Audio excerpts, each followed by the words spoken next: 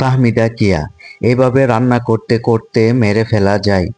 মেয়ে মানুষ তো, এদের যা খুশি তাই করা যায় এদের সাথে।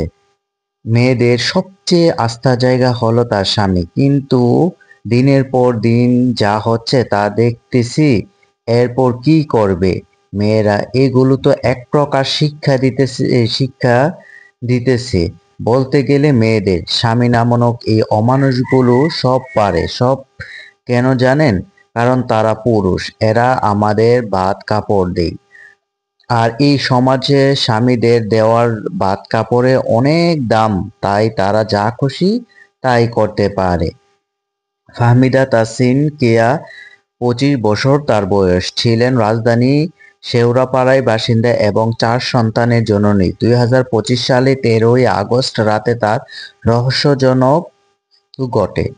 পরের দিন 14ই আগস্ট তার স্বামী সিফাত আলী ফোনে কিয়ার মা নাজমা বেগমকে জানান যে কিয়া অসুস্থ। পরবর্তীতে তিনি জানান কিয়া আর নেই। নাজমা বেগম ও তার স্বামী দ্রুত কিয়ার বাসায় পৌঁছান এবং দেখেন সিফাত কিয়াকে দিনের প্রাতপন্থে বিআরবি হাসপাতালে যাচ্ছেন। হাসপাতালে পৌঁছানোর পর চিকিৎসকরা কিয়াকে ঘোষণা করেন এবং সিফাত সেখান থেকে উধাও হয়ে যান।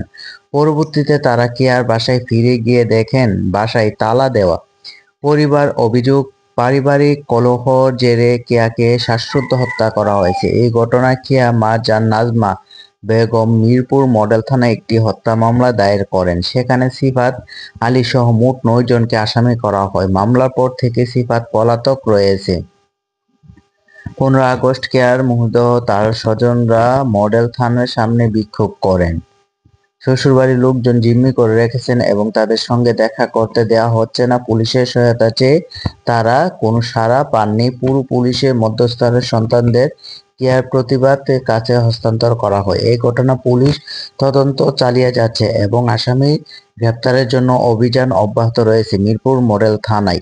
এই ঘটনা আমাদের স্মরণ করিয়ে দেয় পারিবারিক কলহ কতটা ভয়াবহ পরিণতি ডেকে আনতে পারে। জীবন একটাই এবং সেটিকে অকারণে ঝুঁকিতে ফেলার কোনো মানে নেই।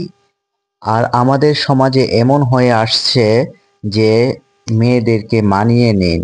যদি আজকে ফাহমিদা চিন্তা করে কখনো দেখছেন যে ফাহমিদা আক্তার কিয়া 25 বছর বয়সে তার সে 4 সন্তানের মা, তারও তো একটা রেস্ট আছে।